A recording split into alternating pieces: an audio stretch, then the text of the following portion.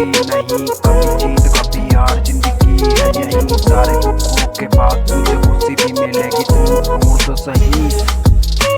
जिंदगी में खुशियां हैं कम और दुख है ज्यादा, जैसे अच्छा समय रोके रुकता नहीं, वैसे पूरा भी धीरे धीरे निकल ही जाता। फिर क्यों तुमसे रहा नहीं जाता, और तोड़ जाते जिंदगी से नाता, उससे क्या बन जाता।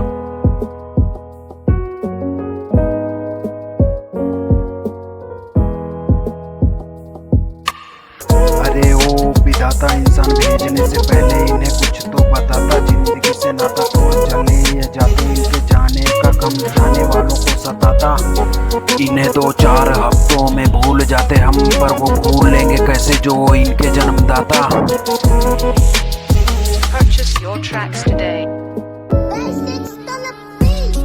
क्या कोई ऐसा भी दुख या ऐसी भी तकलीफ है जिसके आ जाने से खुशी फिर से नहीं आ सकती।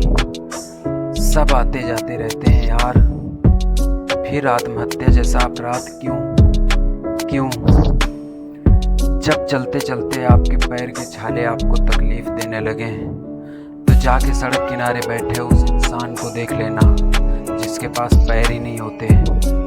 जब वो जिंदगी का साथ नहीं छोड़ रहा, तो आप क्यों?